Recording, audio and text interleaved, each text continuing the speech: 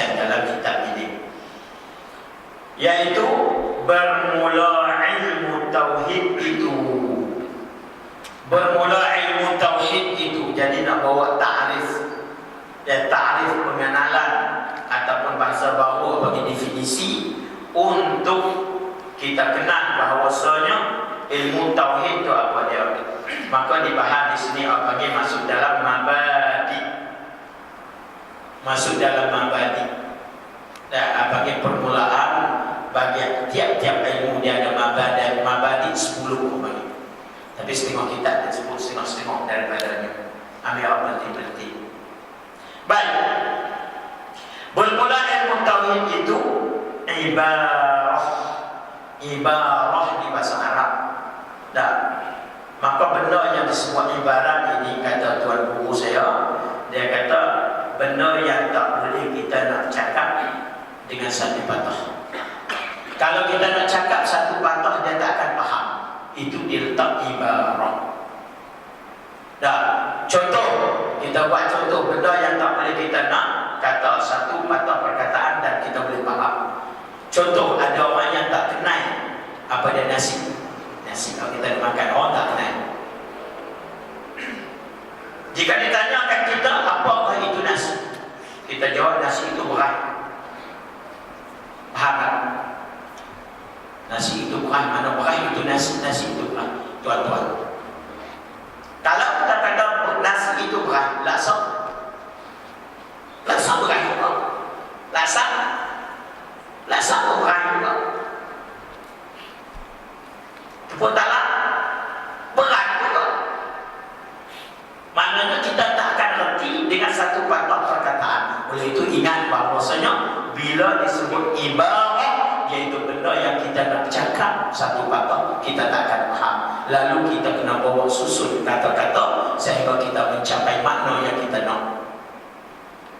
Contoh, nasi saya buat tadi, dia kata apa nasi? Nasi ni dia kata sejenis makanan yang diperbuat akan dia atau yang dimasak akan dia daripada beras. Beras itu pula disukat dengan sukatan tertentu, dimasuk dalam bekas tertentu dan dibasuh sehingga bersih. Kemudian dimasukkan dengan air dengan kadar yang tertentu, diletakkan atas dapur sehingga dia mendidih dan kering. Kemudian diperlahankan api lebih kurang 6-7 minit, kita matikan api dan kita buka tengok itu hasil dia, dinamakan nasi. Itu orang panggil ibarat. Sebab sepatah kita nak bagi tahu tak boleh ilmu tauhidnya apa dia. Mana boleh kita nak cerita satu patah perkataan, tak akan faham. Lalu dikatakan ibarat daripada perhimpunan. Ibarat daripada perhimpunan barang yang diiktikadkan. Jadi kira-kira daripada perhimpunan barang yang diiktikadkan. Maka boleh kita letak di sini barang yang diiktikadkan itu, kita letaklah rukun iman 6 perkara tu. Rukun iman 6 perkara tu. Antu'mina billahi wa malaikatihi wa kutubihi wa rusulihi wal yawmil akhir wa bil qadari khairihi wa syarrihi min Allah. Itu kita letak di situ. Yaitu perhimpunan daripada semua barang yang diiktikadkan, barang yang dipegang akan dia dengan hati kita. Dan lagi pula yang dibangsakan kepada agama. Benda yang iktikad ni hak bangsa pada agama. Kalau kita dipegang benda yang tak kena dengan agama, maka tidak dinamakan dia tauhid. Tak dinamakan ilmu tauhid. Dan iaitu kata dia, benda tu yang dibangsakan kepada agama, lagi pula yang diambil daripada dalilnya. Dan nak pula ada dalil. Barang yang iktikad tadi mesti ada padanya dalil. Walaupun dalil yang ada padanya hanya dalil ijmali. Dalil ijmali, hak tu hak fardu ain yang dituntut kepada kita semua untuk mencari dalil, iaitu sekadar dalil ijmali. Iaitu dalil yang lemah, tuan punya dalil untuk menghuraikan.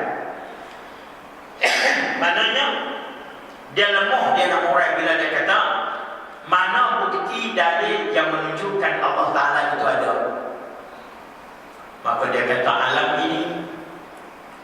ini dan dia nampak bahwasanya alam ini adalah dalil, menjadi dalil bagi adanya Allah Subhanahu wa taala. Tapi bila orang tanya, dia faham untuk dia. Tapi bila orang tanya, bagaimana yang kamu pegang kata alam ini adalah dalil untuk nak kenal Tuhan, untuk kata Allah Taala ni ada. Dia kata, waktu kita mahu, saya tak boleh nak. Sebab saya tahu, sebab dia kata alam ini dia tak ada sendiri, tak boleh. Dia mesti ada yang mengadakan dia. Lebih pada tu, saya minta maaf. Itu maknanya apa lagi? Dalil ijmali, dalil bahasa bohong. Dia bukan tafsiri.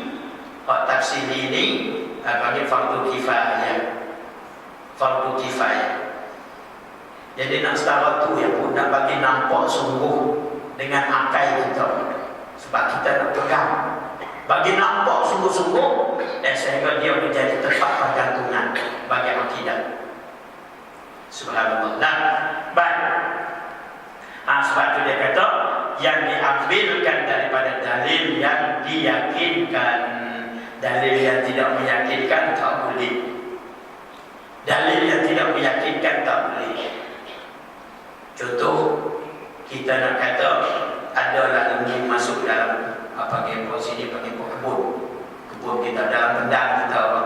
Kita baru semai padi dah naik elok, tengok dah habis rata dia makan. Maka kita kata sesungguhnya benda kita ini dimasuki lembu. Mana dalil? Mana dalil yang meyakinkan kita bahawasanya lembu memang masuk dalam benda kita?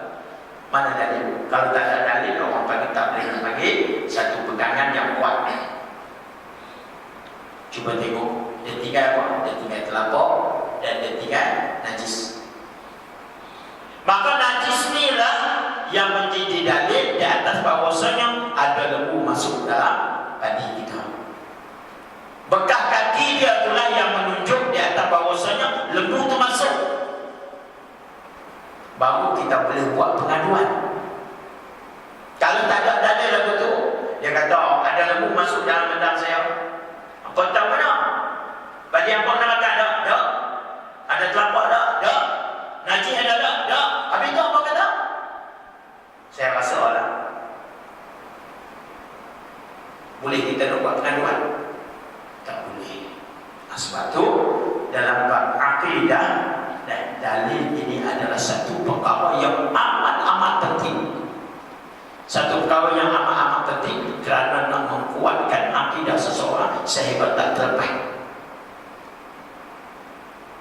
Dan dia tak terungkai, dia tak teromok.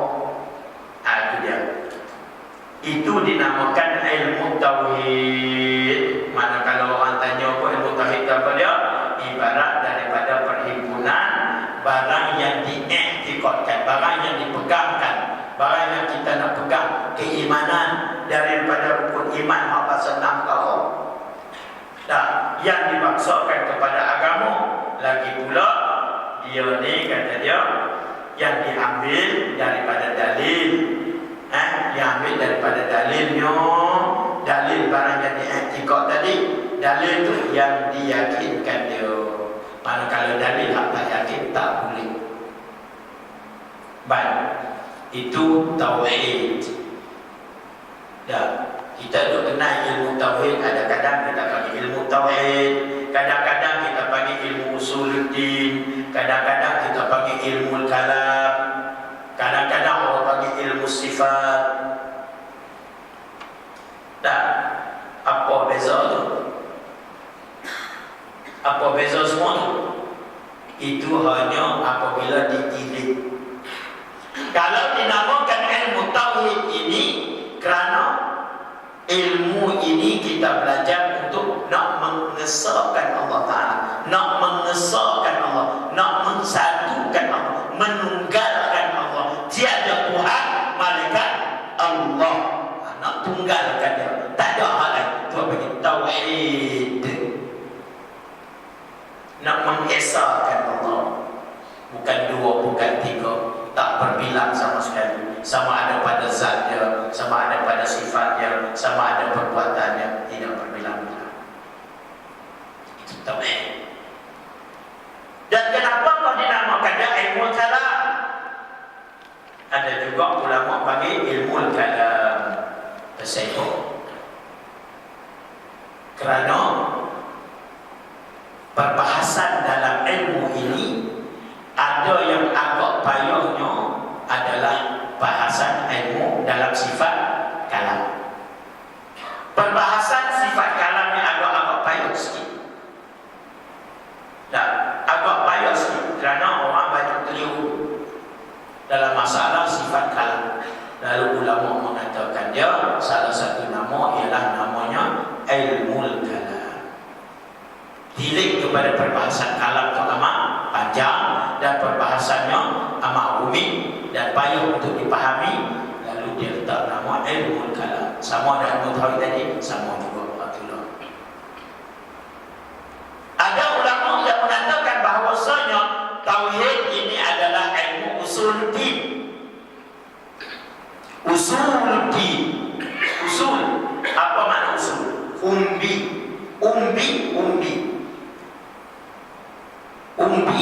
Din agama. Mana ilmu ini adalah ilmu yang membahaskan umbi bagi agama, asas bagi agama, pegangan bagi agama. Kalau bangunan dim, tapak dia. Kita kali lupa pusimi dulu, dah naik sampai pintu apa lagi. Kalau ibarat pada ilmu itu usul. Kalau pokok, akar dan tunjang dan akar dan juga batang itu dikatakan usul. Hak fiqh dahan-dahan itu semua fiqh. Tasawuf buah dia. Manakala umbi dia tak keman, akar dia buah, akar dia rosak, umbi dia rosak, tapak dia rosak, maka pokok itu tak akan hidup. Pokok itu akan mati. Kalau putih akar, kita kata akar tunjang putih, pokok itu akan balik. Sebab dia tak keman. Sebab itu orang munafik ni disebut di dalam suratul munafikun, Allah Ta'ala sebut kata ka'annahum khusyubun musannadah. Seolah mereka itu orang munafik itu seumpama kayu yang tersandar, bukan kayu yang ada tunjang dan akar dia ada kukuh. Dia adalah kayu yang tersandar. Dengan makna apa? Kayu itu dah mati dan juga tunggu masa kembali dia. Akar tunjang dia tak ada. Akar tunjang dia tak ada. Oleh itu orang munafik yang dikatakan beriman pada zahir tapi tidak beriman pada batin. Batin dia rombak. Dia tak ada isi batin. Kulit dia nampak dulu. Bagaimana Allah Ta'ala sebut? Wa idza ra'aitahum tu'jibuka ajsamuhum. Wa idza ra'aitahum, bila kamu tengok orang munafik ni, beliau biji mata tengok orang muhim. Jubah tak pakai Malaysia ni, Mekah Haramain Asli. Tengok sobat mulut dia punya tu dah selendang dengan tasbih, Masya Allah, terkejut kita. Allah Ta'ala sebut kata wa idza ra'aitahum tu'jibuka ajsamuhum. Bila kamu tengok dia tu'jib, kamu rasa adil, Masya Allah. Jadi kita jadi Masya Allah. Lain kita disangka, lain pula yang nampak. Wa in yaqulu tasma' li qawlihim. Allah Ta'ala sebut kata, jika kamu dengar dia bercakap, nak kita lepas yang usul hebat semua, kita nak kita lepas. Tasma' li qawlihim, kamu akan dengar perkataan mereka itu. Masya Allah, tabarakallah. Tak, kita orang manusia, kita tak tahu dia mau Nabi. Tak, maknanya itu. Baik. Itu nak cerita apa? Nak cerita pasal usul din. Dan mana orang munafik dia tidak ada usul, tidak ada akar tunjang itu tak ada. Sebab itu kayu tersadar, bila tak ada akar, mana kayu itu tersadar, mati dah pokok tu.